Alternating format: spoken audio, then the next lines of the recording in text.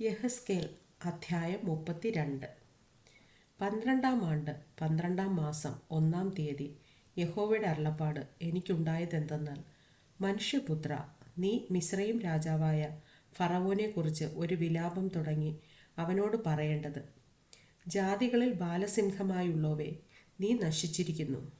നീ കടലിലെ നക്രം പോലെ ആയിരുന്നു. നീ നദികളിൽ ചാടി കാൽകൊണ്ട് വെള്ളം കലക്കി നദികളെ അഴുക്കാക്കി കളഞ്ഞു. യഹോവയായ കർത്താവ് ഇപ്രകാരം അരുളിച്ചെയ്യുന്നു: ഞാൻ അനേകം ജാതികളുടെ കൂട്ടത്തെ കൊണ്ട് നിന്റെ മേൽ എൻ്റെ വലയെ വീശിക്കും. അവർ എൻ്റെ വലയിൽ നിന്നെ വലിച്ചെടുക്കും.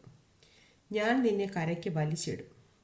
നിന്നെ വെളിപ്രദേശത്ത് എറിഞ്ഞു കളയും. ആകാശത്തിലെ പറവയൊക്കെയും നിന്റെ മേൽ ഇരിക്കുമാറാക്കി സർവ്വഭൂമിയിലെയും മൃഗങ്ങൾക്ക് നിന്നെ ഇരയാക്കി തൃപ്തി വരുത്തും. ഞാൻ നിന്റെ മാംസത്തെ പർവ്വതങ്ങളിന്മേൽ കൂട്ടി നിന്റെ പിണം കൊണ്ട് താഴ്വരകളെ നിറയ്ക്കും. ഞാൻ നിന്റെ ചെളി നിലത്തെ മലകളോളം നിന്റെ രക്തം കൊണ്ട് നനയ്ക്കും. നീർച്ചാലുകൾ നിന്നാൽ നിറയും. നിന്നെ കെടുത്തു കളയുമ്പോൾ ഞാൻ ആകാശത്തെ മൂടി അതിലെ നക്ഷത്രങ്ങളെ കറുപ്പൊടുപ്പിക്കും.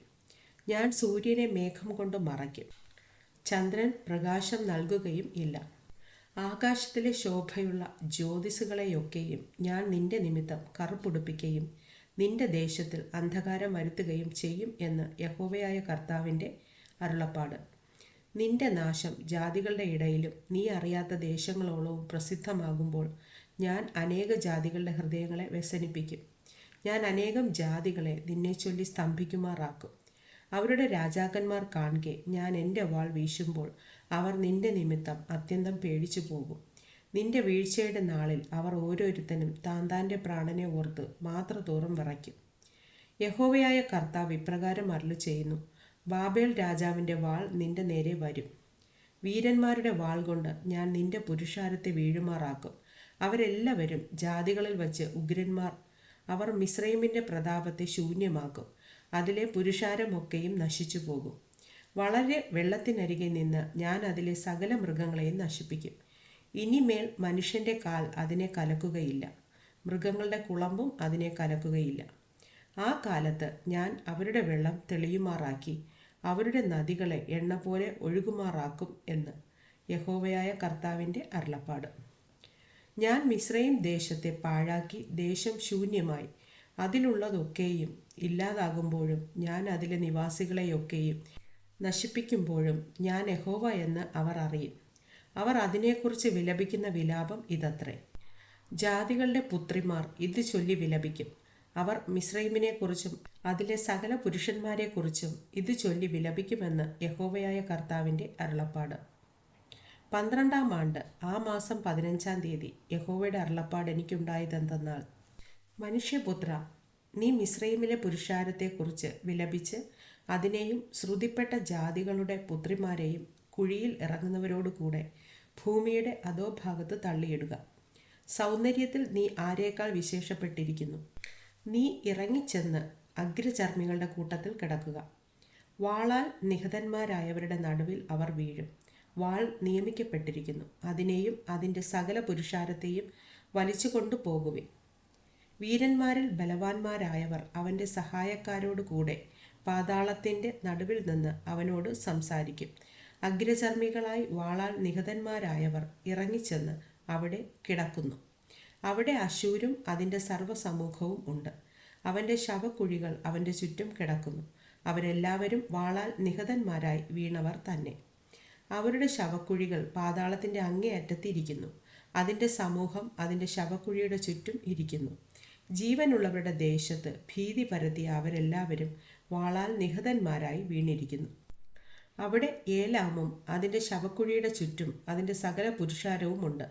അവർ എല്ലാവരും വാളാൽ നിഹതന്മാരായി വീണ് അഗ്രചർമ്മികളായി ഭൂമിയുടെ അധോഭാഗത്ത് ഇറങ്ങിപ്പോയിരിക്കുന്നു. ജീവനുള്ളവരുടെ ദേശത്ത് അവർ ഭീതി പരത്തി, എങ്കിലും കുഴിയിൽ ഇറങ്ങുന്നവരോട് കൂടെ അവർ ലജ്ജ വഹിക്കുന്നു. നിഹതന്മാരുടെ മധ്യേ അവർ അതിനും അതിൻ്റെ സകല പുരുഷാരത്തിനും ഒരു കിടക്ക വിരിച്ചിരിക്കുന്നു. അതിൻ്റെ ശവക്കുഴികൾ അതിൻ്റെ ചുറ്റും ഇരിക്കുന്നു. അവരൊക്കെയും അഗ്രചർമ്മികളായി വാളാൽ നിഹതന്മാരാകുന്നു.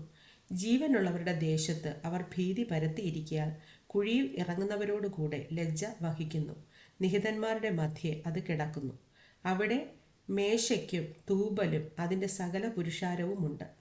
അതിൻ്റെ ശവക്കുഴികൾ അതിൻ്റെ ചുറ്റും ഇരിക്കുന്നു. അവർ ജീവനുള്ളവരുടെ ദേശത്ത് ഭീതി പരത്തിയിരിക്കാൻ അവരൊക്കെയും അഗ്രചർമ്മികളായി വാളാൽ നിഹതന്മാരായിരിക്കുന്നു. അവർ ജീവനുള്ളവരുടെ ദേശത്ത് വീരന്മാർക്ക് ഭീതിയായിരുന്നതുകൊണ്ട് തങ്ങളുടെ അകൃത്യങ്ങളെ അസ്ഥികളിന്മേൽ ചുമന്നും തങ്ങളുടെ വാളുകളെ തലയ്ക്ക് കീഴെ വച്ചും കൊണ്ട് അഗ്രചർമ്മികളിൽ പട്ടുപോയ വീരന്മാരായി പടക്കോപ്പോടുകൂടെ പാതാളത്തിൽ ഇറങ്ങിയവരുടെ കൂട്ടത്തിൽ കിടക്കേണ്ടതല്ലയോ? നീയോ അഗ്രചർമ്മികളുടെ കൂട്ടത്തിൽ തകർന്നു പോകുകയും വാളാൽ നിഹതന്മാരായവരോട് കൂടെ കിടക്കുകയും ചെയ്യും.